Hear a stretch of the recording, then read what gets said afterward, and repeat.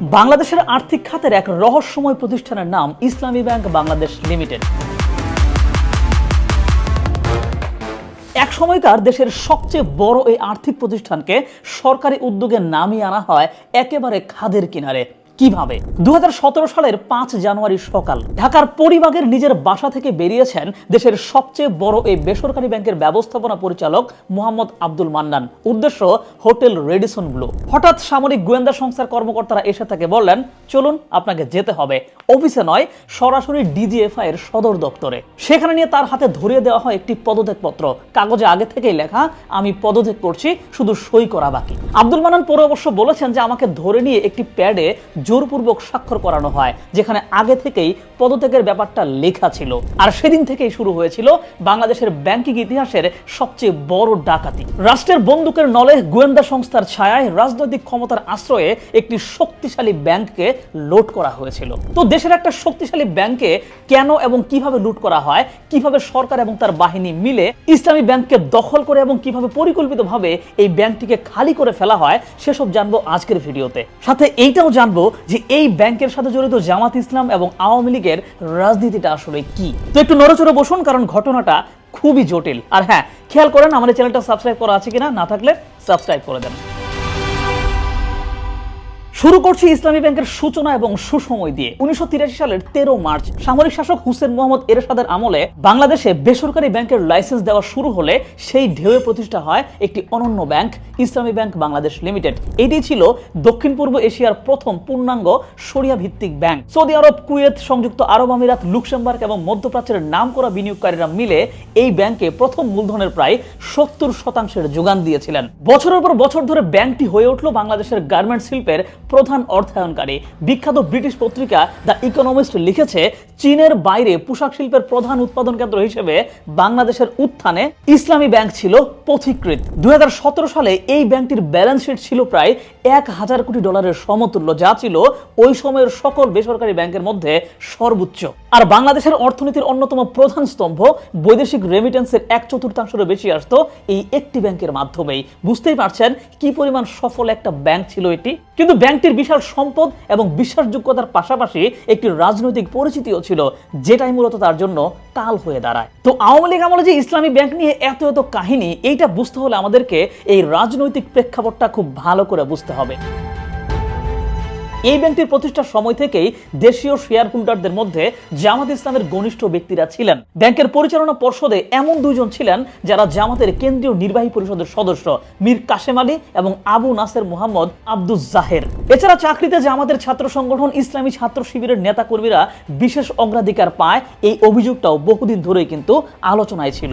আর 2009 সালে আওয়ামী লীগ ক্ষমতায় আসার পর যুদ্ধাপরাধ ট্রাইব্যুনালে জামাতের নেতাদের বিচার শুরু হয়। 2013 সালের ফেব্রুয়ারিতে আন্তর্জাতিক অপরাধ ট্রাইব্যুনালে জামাতের কেন্দ্রীয় নেতা আব্দুল কাদের মোল্লার যাবজ্জীবন কারাদণ্ডের রায় আসে। আর ফাঁসি না হওয়ায় এর প্রতিবাদে শাহবাগে ব্যাপক আন্দোলন শুরু হয়। সেই উত্তাল সময়ে আওয়ামী লীগ সরকারের পক্ষ থেকে অভিযোগ তোলা হয় যে ইসলামী ব্যাংক জঙ্গিবাদে অর্থায়ন করছে। তৎকালীন স্বরাষ্ট্র প্রতিমন্ত্রী শামসুল হক টুকু 2011 সালের 28 ফেব্রুয়ারি সাংবাদিকদের সামনে বলেছিলেন যে ইসলামী ব্যাংক তাদের লভ্যাংশের 8% জঙ্গিবাদের পেছনে ব্যয় করছে। ব্যাংকের কর্মকর্তারা এই অভিযোগটাকে সম্পূর্ণ ভিত্তিহীন বলে প্রত্যাখ্যান করে, কিন্তু সরকারের কাছে আসল উদ্দেশ্যটা ছিল আরেকটু ভিন্ন। যেহেতু ইসলামী ব্যাংক দেশের সবচেয়ে সফল এবং বড় ব্যাংক এবং ওই সময় দেশের সবচেয়ে বেশি রেমিটেন্স ওই ব্যাংকের মাধ্যমে আসতো, আবার এইটা যেহেতু রাজনৈতিক বিবেচনায় বিরোধী পক্ষের নিয়ন্ত্রণে, তাই এই ব্যাংকটাকে নিয়ন্ত্রণে আনতে পারলে এখান থেকে প্রচুর বৈদেশিক মুদ্রা বিদেশে পাচার করা যাবে এবং এই ব্যাংকের মেরুদণ্ড ভেঙে দিতে পারলে বিরোধী দলের আর্থিক সাপ্লাইও আঘাত করা যাবে। আর এই জন্যই ইসলামী ব্যাংককে নিজেদের নিয়ন্ত্রণে আনার লক্ষ্যে কাজ করে সেই সময়ের সরকারি দল আওয়ামী লীগ। 2014 সালে বিএনপি জামাত বর্জিত একতরফা নির্বাচনে আওয়ামী লীগ পুনরায় ক্ষমতায় আসার পর ইসলামী ব্যাংক দখলের তৎপরতা সরাসরি শুরু হয়ে যায়। ব্যাংকের পরিচালক এবং জ্যেষ্ঠ কর্মকর্তাদেরকে প্রায়ই ডিজিএফআই কার্যালয়ে ডেকে নিয়ে যাওয়া হতো, চাপ দেওয়ার জন্য, ভয় দেখানোর জন্য। আর একই সঙ্গে মুক্তিযুদ্ধের সময় মানবতা বিরোধী অপরাধে দণ্ডিত জামাত নেতা মীর কাশেম আলীর ফাঁসিও হয়ে যায়। আর এরকম লাগাতার আঘাত এবং ভয়ভীতির জন্য সেই সময় ইসলামী ব্যাংকের চেয়ারম্যান জাহের 2015 সালে পদ সেরে বিদেশে চলে যান। মানে দেশের মাটিতে ইসলামী ব্যাংকের যে প্রধান দুইজন ছিলেন, বলা যায় তাদেরকে সরানো হলো সরাসরি ডিজিএফআই এর মাধ্যমেই। কারণ আওয়ামী লীগের কাছে এই ব্যাংকটা শুধু একটা আর্থিক প্রতিষ্ঠান ছিল না, এইটা ছিল রাজনৈতিক প্রতিপক্ষের শক্তির উৎস। এবার আসি সেই অধ্যায়ে যেটা কম আলোচিত কিন্তু গোটা ষড়যন্ত্রের একটি মূল চাবিকাঠি, চট্টগ্রামের এস আলম গ্রুপ। চট্টগ্রামের এস আলম গ্রুপ ইসলামী ব্যাংকের একটি বড় গ্রাহক ছিল। চট্টগ্রামের খাতুনগঞ্জ শাখায় তাদের কোটি কোটি টাকার লেনদেন ছিল। 2016 সালে ব্যাংকটিতে এস আলম গ্রুপের 3টি প্রতিষ্ঠানের নামে প্রায় 3000 কোটি টাকার ঋণ ছিল। এখানেই সমস্যা, বাংলাদেশ ব্যাংকের নিয়ম অনুযায়ী কোনো একটি ব্যাংক কোনো একটি ব্যবসায় গোষ্ঠীকে নিজের মোট মূলধনের সর্বোচ্চ 25% পর্যন্ত ঋণ দিতে পারে। মূলত ঝুঁকি এড়াতেই এই নিয়মটা করা হয়, কিন্তু এস আলম গ্রুপের ঋণ সেই সীমানা ছুঁয়ে ফেলেছিল। আইন অনুযায়ী তারা তখন আর 1 টাকাও ঋণ পাওয়ার যোগ্য ছিল না। এরপরেও 2016 সালে এসে এস আলম গ্রুপ আবারও ইসলামী ব্যাংকের কাছ থেকে নতুন করে ঋণের আবেদন করে। স্বাভাবিকভাবেই আইনের দোহাই দিয়ে ব্যাংক সেই ঋণের আবেদনটাকে নাকচ করে দেয়, কিন্তু এস আলম গ্রুপের এই ঋণ চাওয়ার ইস্যু থেকে শুরু হয় এই ব্যাংককে নিয়ে নতুন খেলা। এখান থেকে শুরু হয় সরকারের সরাসরি হস্তক্ষেপ। প্রথম আলোর অনুসন্ধানে উঠে এসেছে এক চাঞ্চল্যকর তথ্য। ব্যাংকটির একজন জ্যেষ্ঠ কর্মকর্তার ভাষ্য অনুযায়ী বাংলাদেশ ব্যাংকের তৎকালীন গভর্নর আতিউর রহমান ইসলামী ব্যাংকের ব্যবস্থাপনা পরিচালক আব্দুল মান্নানকে সরাসরি ডেকে পাঠালেন এবং বললেন এস আলমকে আরো ঋণ দিতে সরকার থেকে বলা হয়েছে, ব্যাংক বাঁচাতে চাইলে টাকা দিতেই হবে। চিন্তা করেন, কেন্দ্রীয় ব্যাংকের গভর্নর, যার কাজ হচ্ছে আইন মেনে ব্যাংকিং খাতকে রক্ষা করা, তিনিই বলছেন যে আইন ভেঙে ঋণ দিয়ে দাও। এরপর বাংলাদেশ ব্যাংকের অফসাইট সুপারভিশন বিভাগ, যে বিভাগটির কাজই ছিল মূলত বড় ঋণের উপর নজর রাখা, সেই বিভাগ বিশেষ আদেশ দিয়ে ঋণ সীমার শর্ত শিথিল করে দেয়। আর এই অনুমোদনের পর ইসলামী ব্যাংক এস আলম গ্রুপকে আরো প্রায় 2000 কোটি টাকা পরিমাণ ঋণ দিতে বাধ্য হয়। আর এই বিশেষ সুবিধা দেওয়ার পুরস্কার কি জানেন? অফসাইট সুপারভিশন বিভাগের তখনকার মহাব্যবস্থাপক রবিউল হাসান পরে যখন অবসরে চলে যায়, তখন তাকে ডেকে এনে ইসলামী ব্যাংকের প্রশিক্ষণ ইনস্টিটিউটে 3 বছরের জন্য অধ্যক্ষ হিসেবে নিয়োগ দেওয়া হয়। বাংলাদেশ ব্যাংকের 2জন কর্মকর্তা প্রথম আলোকে আরো জানিয়েছেন যে সাইফুল আলম, মানে এস আলম গ্রুপের চেয়ারম্যান সাইফুল আলম বা এস আলমের একান্ত সচিব আকিজউদ্দিন, তখন বাংলাদেশ ব্যাংকে নিয়মিত যাতায়াত করতেন। পরবর্তীতে গভর্নর ফজলে কবির এবং আব্দুর রৌফ তালুকদারের কক্ষে ঘন্টার পর ঘন্টা তারা সময় কাটাতেন। সেখান থেকে নিজেদের ব্যাংকগুলোর জন্য নিয়ম বহির্ভূত সুবিধা আদায় করতেন তারা। আর যেসব কর্মকর্তারা সুবিধা দিতেন তাদেরকে অবসরের পর চাকরি দেওয়া হতো এস আলম গ্রুপের বিভিন্ন প্রতিষ্ঠান এবং ব্যাংকে। তার মানে এটি ছিল একটি পরিকল্পিত বিনিময় ব্যবস্থা, যেখানে রাষ্ট্রীয় ক্ষমতা এবং বেসরকারি লোভ মিলে একটি অটুট চক্র তৈরি করেছিল। যেই চক্রের মূল উদ্দেশ্য ছিল ধীরে ধীরে ইসলামী ব্যাংকটাকে দখল করে ফেলা, যেই উদ্দেশ্যের সাথে ছিল সরকারি সহায়তাও। তো ব্যাংক দখলের আগে এস আলম গ্রুপ একটি সুচিন্তিত সিদ্ধান্ত নিয়েছিল শেয়ারের মাধ্যমে মালিকানা দখল। নিয়ম অনুযায়ী পুঁজিবাজারে নিবন্ধিত কোনো কোম্পানির 2% শেয়ারের মালিক হতে পারলে সেই প্রতিষ্ঠানের পরিচালক হওয়ার সুযোগ থাকে। এস আলম গ্রুপ এই সুযোগটাকে কাজে লাগিয়েছে, তবে নিজের নামে নয়, বিভিন্ন নামে বিভিন্ন কোম্পানির আড়ালে। 2016 সালে প্রথম ইউনাইটেড গ্রুপের মাধ্যমে ইসলামী ব্যাংকের প্রায় 3.5 কোটি শেয়ার কেনা হয়। তারপর সেই শেয়ার কিনে নেয় এস আলম গ্রুপের স্বার্থ সংশ্লিষ্ট প্রতিষ্ঠান গ্র্যান্ড বিজনেস লিমিটেড। এরপর একের পর এক নতুন নতুন নাম দিয়ে কেনা হয় আরো অসংখ্য share. Excel dyeing and printing, Armada spinning mill, ABC ventures, platinum adventures, paradise internationals, blue internationals ইত্যাদি।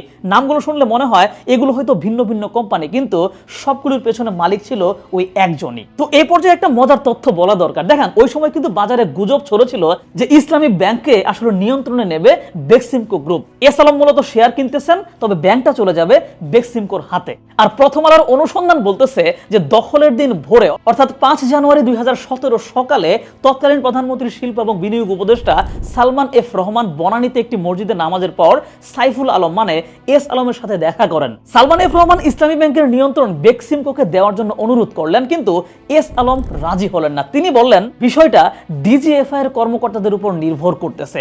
আর এই একটি বক্তব্যে পরিষ্কার করে দেয় যে ব্যাংক দখলের এই পুরো প্রক্রিয়ায় সর্বোচ্চ রাজনৈতিক মহলের জ্ঞান এবং মদত ছিল। তো এখন আসি সেই দিনের কথায়, যে দিনটির কথা বলতে গেলে গায়ে কাটা দেয়। 4 জানুয়ারি 2017 রাত ইসলামী ব্যাংকে চলছে পদোন্নতির সভা। রাত 10:30 পর্যন্ত এই সভা চললো। রাত 10টার দিকে হঠাৎ ইসলামী ব্যাংকের ব্যবস্থাপনা পরিচালক আব্দুল মান্নানের ফোনে ডিজিএফআই থেকে একটা কল এলো। বলা হলো কালকের পরিচালনা পর্ষদ সভাটা রেডিসন ব্লু হোটেলে হবে। তো কোম্পানি সচিব সঙ্গে সঙ্গেই হোটেলে ফোন করলেন। উত্তর এলো সেখানে কোনো কক্ষ খালি নাই। তিনি বিষয়টি ডিজিএফআই কে জানালেন। উত্তর এলো কক্ষের ব্যবস্থা আমরাই করব, চিন্তা করবেন না। মনে রাখবেন, রেডিসন ব্লু আসলে কাদের মালিকানায়? সেনা কল্যাণ সংস্থার অর্থাৎ সামরিক বাহিনীর একটি প্রতিষ্ঠানের, তাই সেখানে ডিজিএফআই সহজেই কক্ষের ব্যবস্থা করতে পেরেছিল। আর এই যে পরিচালনা পর্ষদের সবার কথা বললাম, এইটাতে কিন্তু ব্যাংকের পরিচালকরা থাকবেন, পার্টনাররা থাকবেন। এরকম সভা কিন্তু যে কোনো প্রতিষ্ঠানের হয় এবং পদ পদবীর পরিবর্তন এই সভাগুলো থেকেই হয়ে থাকে। কিন্তু এইবারের এই সভাটা হঠাৎ করে আয়োজন করা হয়। কেন হঠাৎ করে আয়োজন করা হয় তা একটু পরেই বুঝতে পারবেন। আর এতটাই শর্ট নোটিশে এটা আয়োজন করা হয়েছিল যেখানে বিদেশি বিনিয়োগকারীরা আসতেই পারে নাই। তো পরের দিন সকাল chairman Mustafa Anwar, vice chairman Azizul Haque এবং ব্যবস্থাপনা পরিচালক আব্দুল মান্নান তিনজনই বাসা থেকে বের হলেন সভার উদ্দেশ্যে। কিন্তু তাদের কাউকেই সভাস্থলে পৌঁছাতে দেওয়া হলো না। রাস্তা থেকে তাদেরকে নিয়ে যাওয়া হলো ডিজিএফআই এর সদর দপ্তরে। সেখানে তাদের তিনজনকেই ডিজিএফআই এর তৎকালীন মহাপরিচালক মোহাম্মদ আকবর হোসেনের সামনে হাজির করা হলো এবং পদত্যাগপত্রে সই করতে বলা হলো এবং শেষ পর্যন্ত তিনজনই পদত্যাগপত্রে সই করলেন। এরপর চেয়ারম্যান মুস্তফা আনোয়ারকে পাঠানো হলো সভায়, মানে রেডিসন ব্লু এর সভায়, শুধু পদত্যাগের ঘোষণাটি দেওয়ার জন্য। আর ব্যবস্থাপনা পরিচালক মান্নানকে সন্ধ্যা পর্যন্ত ডিজিএফআই এর অফিসে আটকে রাখা হলো। ওদিকে রেডিসন ব্লু হোটেলে পরিচালনা পর্ষদের সভায় 12 থেকে 13 জন পরিচালক উপস্থিত ছিলেন, যেই জায়গাটা মূলত নির্ধারণ করেছিল কিন্তু ডিজিএফআই, এবং সেখানে সভা শুরুর আগেই সবার মোবাইল ফোন কিন্তু নিয়ে নেওয়া হয় এবং কারোরই তখন আর বাইরে যোগাযোগ করার কোনো সুযোগ থাকে না। এবং হঠাৎ করে সভাকক্ষে ঢুকে পড়েন কয়েকজন অপরিচিত মানুষ।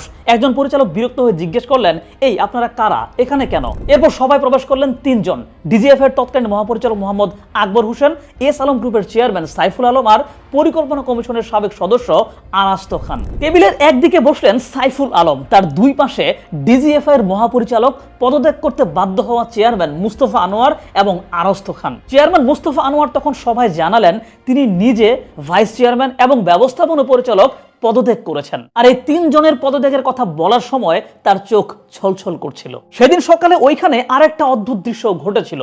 ঝুঁকি ব্যবস্থাপনা সভা শেষ করে বুফেতে খাবার নিতে গিয়ে একজন জ্যেষ্ঠ কর্মকর্তা চেয়ারম্যান মুস্তফা আনোয়ারকে জিজ্ঞেস করলেন, স্যার কি অবস্থা? চেয়ারম্যান উত্তর দিলেন মাত্র দুটি শব্দে, সব শেষ। আর সেই মুহূর্তেই একটি শক্তিশালী ব্যাংকের নিয়তি নির্ধারিত হয়ে গিয়েছিল। তো এরপর সভায় আরামডা স্পিনিং মিলের প্রতিনিধি হিসেবে আরাস্ত খানকে ইসলামী ব্যাংকের চেয়ারম্যান ঘোষণা করা হয়। আরামডা স্পিনিং মিল কিন্তু অবশ্যই এস আলম গ্রুপেরই একটি প্রতিষ্ঠান। চেয়ারম্যান নির্বাচিত হওয়ার পর সাইফুল আলম মানে এস আলম আরাস্ত খানের হাতে একটি কাগজ দিলেন এবং নতুন এমডির নাম ঘোষণা করতে বললেন। সেই কাগজ দেখে আরাস্ত খান ঘোষণা করলেন এস আলমের নিজের ব্যাংক ইউনিয়ন ব্যাংকের তখনকার এমডি আব্দুল হামিদ মিয়া হবেন ইসলামী ব্যাংকের নতুন ব্যবস্থাপনা পরিচালক। কোম্পানির সচিব থেকে শুরু করে সব পদেই নিজেদের পছন্দের মতো লোক বসানো হলো সেই সভায়। পুরো প্রক্রিয়াটা সম্পন্ন হয়ে গেল সন্ধ্যার সময়। এরপর রাত 12টা নতুন চেয়ারম্যান এবং ব্যবস্থাপনা পরিচালকের নিয়োগের নথিপত্র নিয়ে যাওয়া হলো বাংলাদেশ ব্যাংকের তৎকালীন গভর্নর ফজলে কবিরের বাসভবনে।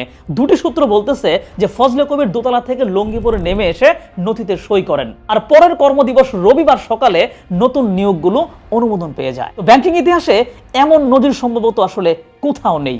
ইকোনমিক্স পত্রিকা লিখেছিল যে সৌদি আরব এবং কুয়েতের শেয়ার হোল্ডারদের এই বোর্ড মিটিং এর মাত্র 3 দিন আগে জানানো হয়েছিল, ফলে তারা কাউকে পাঠাতেই পারে নাই। জেদ্দা ভিত্তিক ইসলামিক ডেভেলপমেন্ট ব্যাংক আইডিবি পরে এই অভিযোগ সরাসরি বাংলাদেশের তৎকালীন অর্থমন্ত্রী আবুল মাল আব্দুল মুহিতকে চিঠির মাধ্যমে জানিয়েছিল। যাই হোক, এইভাবে দখল হয়ে গেল ইসলামী ব্যাংক আর দখলের পর শুরু হলো পরিকল্পিত লুটের কাজ। আমানত বাড়ানোর নাম করে সারা দেশে একের পর এক শাখা খোলা হলো। বিশেষত চট্টগ্রামের পটিয়া অঞ্চলের লোকজনকে নিয়োগ দেওয়া হলো ব্যাপক পরিমাণে। শাখার সংখ্যা বেড়ে দাঁড়ালো 395টি, উপশাখা 250টি। কারণ যত বেশি শাখা তত বেশি আমানত, আর যত বেশি আমানত তত বেশি টাকা বের করার সুযোগ। দখলের আগে 2017 সালে ব্যাংকটিতে এস আলম গ্রুপের ঋণ ছিল 3000 কোটি টাকা। আর দখলের পর শুরু হলো অবিরাম ঋণ তোলার মহা উৎসব। নামে বেনামে কোম্পানিগুলো ঋণ নেওয়া হলো, ব্যাংকের নিজের টাকা দিয়ে ব্যাংকের শেয়ার কেনা হলো, যা আইনত সম্পূর্ণ নিষিদ্ধ। তারপর সেই শেয়ার জামানত রেখে অন্য ব্যাংক থেকেও ঋণ নেওয়া হলো। এই সার্কুলার লুটপাটের পরিমাণ সেটা দাঁড়িয়েছিল 74,900 কোটি টাকায়, যা ব্যাংকের মোট ঋণের 47%।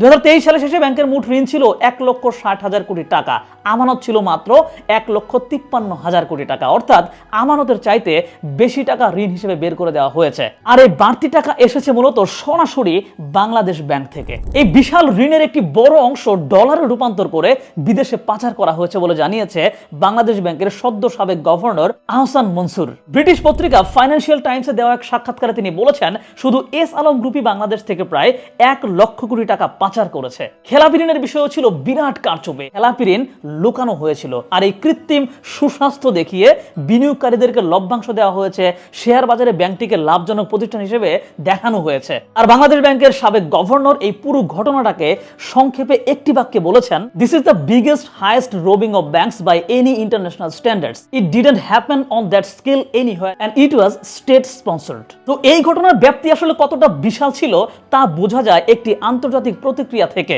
2017 সালের এপ্রিলে বিশ্বের অন্যতম প্রভাবশালী সাময়িকী দ্য ইকোনমিস্ট এই ঘটনা নিয়ে একটি বিস্তারিত প্রতিবেদন প্রকাশ করে। শিরোনাম ছিল check and imbalance, the government initiates a coup at Bangladesh biggest bank. অর্থাৎ চেকস অ্যান্ড ইমব্যালেন্স, বাংলাদেশের সবচেয়ে বড় ব্যাংকে সরকার একটি কু ঘটিয়েছে। প্রতিবেদনে বলা হয়, সকালে গোয়েন্দা কর্মকর্তারা ব্যাংকের চেয়ারম্যান, ভাইস চেয়ারম্যান এবং ব্যবস্থাপনা পরিচালককে তাদের বাড়ি থেকে নিয়ে যায় এবং ডিজিএফআই এর সদর দপ্তরে আগে থেকেই তৈরি করা পদত্যাগপত্রে সই করতে বাধ্য করে। ইকোনমিস্ট আরও জানায়, সৌদি আরব এবং কুয়েতের শেয়ার হোল্ডাররা এই বোর্ড মিটিং এর বিষয়ে অন্ধকারে ছিলেন এবং এই নিয়ে তীব্র অসন্তোষ প্রকাশ করেছেন। এর ফলে বিদেশি বিনিয়োগকারীরা একে একে এই ব্যাংক ছেড়ে চলে যান। আইডিবি তার শেয়ার 7.5% থেকে কমিয়ে 2.1% নামিয়ে এনেছিল এবং এর পরে সম্পূর্ণ বিক্রি করে দিয়ে চলে গিয়েছে। দুবাই ইসলামী ব্যাংক, কুয়েত ফাইন্যান্স হাউস, আল রাজি গ্রুপ, একে একে সবাই বেরিয়ে যায়। 2015 সালে যেই ব্যাংকে বিদেশি বিনিয়োগকারীদের শেয়ার ছিল 63%, সেইখানে তা কমে দাঁড়ায়